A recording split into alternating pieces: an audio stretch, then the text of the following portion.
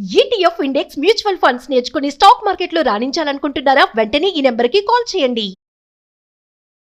Hello viewers, welcome back to our channel. ప్రస్తుతం మనతో పాటు ఉన్నారు consumers affair committee chairman Mandadi Krishnareddy గారు. సార్తో మాట్లాడదాం.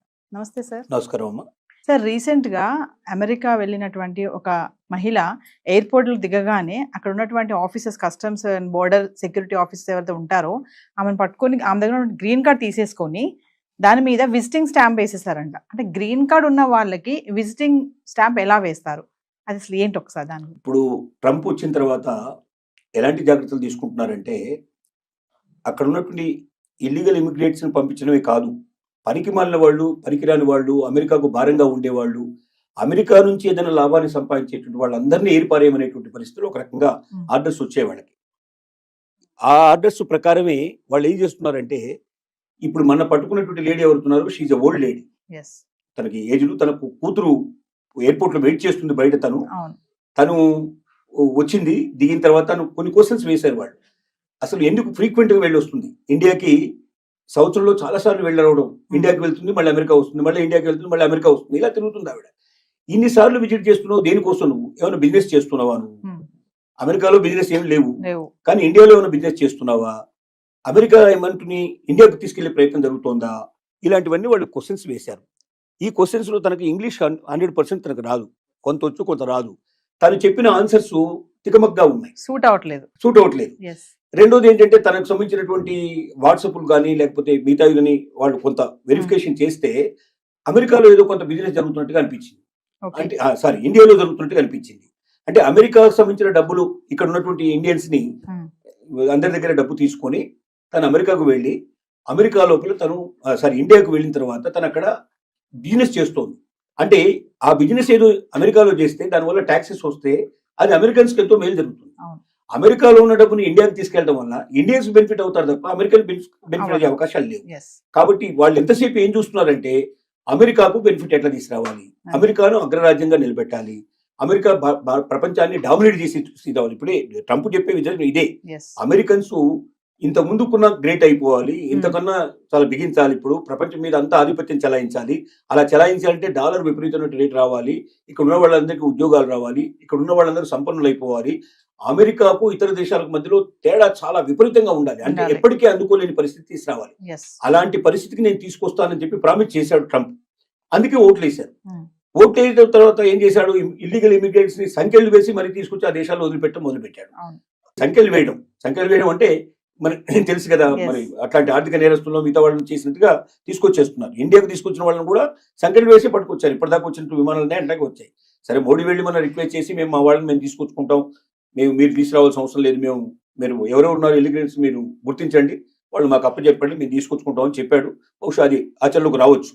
ఈ లేడీ విషయంలో ఏం జరిగిందంటే, ఒకటి తను సరిగ్గా ఆన్సర్స్ చెప్పకపోవడం వల్ల, తికమక అవడం వల్ల, టాలీ కాకపోవడం వల్ల ఒకటైంది.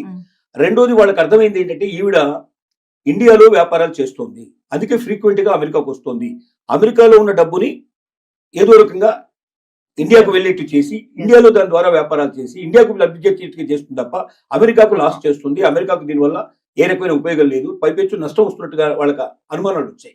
అనుమానాల వల్ల ఏం చేశారంటే, ఈవిడికి పర్మనెంట్ వీసాని, గ్రీన్ కార్డుని క్యాన్సిల్ చేసేసి నీకు టెంపరరీ వీసా, టూరిస్ట్ వీసా నీకు మంజూరు చేస్తున్నావు అన్నట్టుగా ఆ పాస్పోర్ట్ వాళ్ళు స్టాంపింగ్ చేసి ఇచ్చారు. అంటే ఇంకా భవిష్యత్తులో ఇది చేయడానికి వీళ్ళని పరిస్థితులు కల్పించారు. అంటే దీని అర్థం ఏమిటంటే, ఇది ఈవిడకు ఒక్కదానికే కాదు, ప్రపంచంలో అందరికీ దీని ద్వారా ఒక సందేశం పంపించారు. ఎవడైనా వేస్ట్ ఫెలోస్ ఉంటే అమెరికా లోపల వాళ్ళు కూడా మూటామూలే సర్దుకొని మీరు వెళ్ళిపోండి.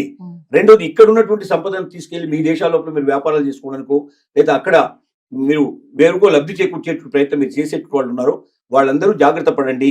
ఇక నుంచి భవిష్యత్తులో ఇది నడవు, ఇది ఫస్ట్ కేసు కాదు, అంటే ఇది కేసు ఒకటే కేసు కాదు, ఇంకా భవిష్యత్తులో 100 కేసులు 1000 కేసులు జరిగే అవకాశాలు ఉన్నాయి అని అందరికీ హెచ్చరిక పంపించడానికి దీన్ని ఒక ఉదాహరణగా చేశారు.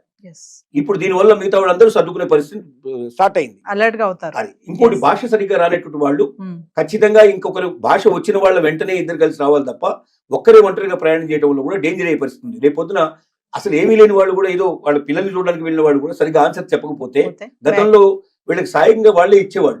ఎవరన్నా భాష తెలిసిన వాళ్ళని, లాంగ్వేజ్ ఎవరైతే చేస్తారో దుబాసీలు అంటారో వీళ్ళని పెట్టి వీళ్ళకి సాయం చేసేవాళ్ళు. ఇక నుంచి సాయం చేయరు వీళ్ళు, ఎందుకంటే వీలైనంత వరకు అమెరికాకు వచ్చే వాళ్ళని తగ్గించాలనుకుంటున్నారు, పెంచాలనుకోవటం లేదు.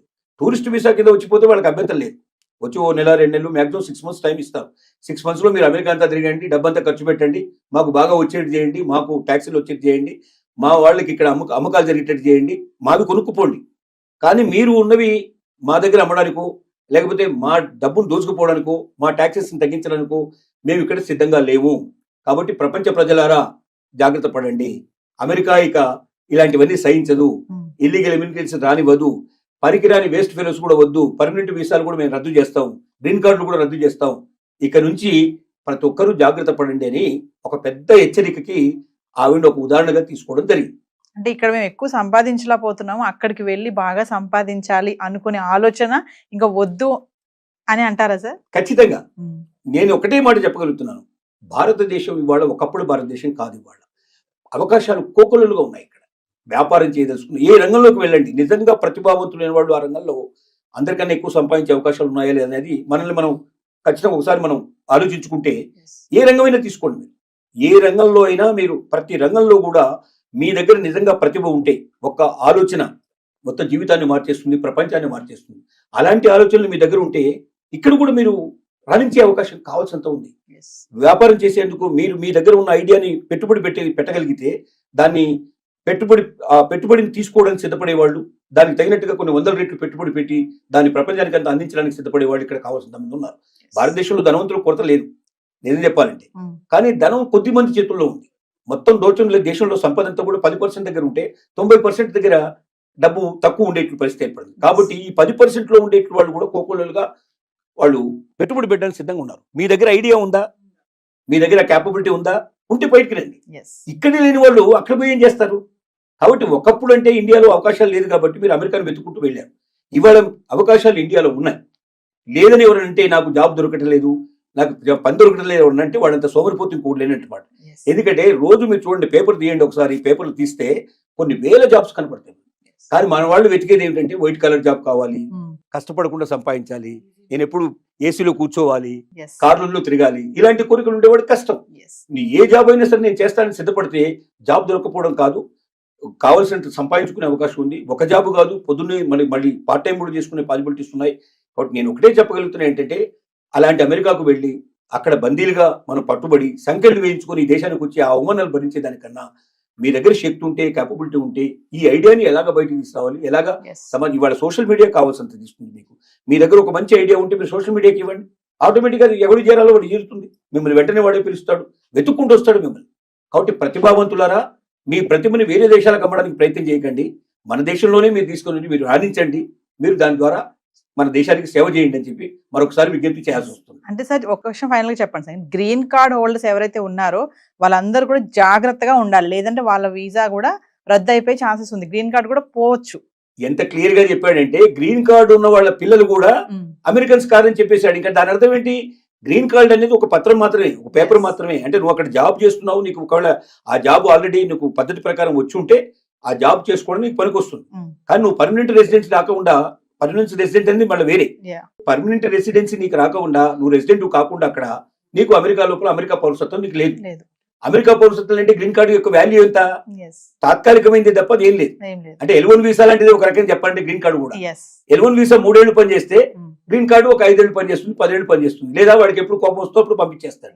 కాబట్టి గ్రీన్ కార్డు ఉన్నంత మాత్రంలో నేను అమెరికన్ని, ఇంకా నాకు ఏ రకమైనటువంటి ఆపద లేదు, నేను లైఫ్ లాంగ్ ఇక్కడే ఉంటానని ఎవరన్నా కళ్ళు కంటే ఆ కళలు కళ్ళని చెప్పి నిరూపించడానికే మన ఆ లేడీ ఉదంతం అనేది ఒక రకంగా చెప్పుకోవచ్చు. థ్యాంక్ యూ అండి, నమస్కారం.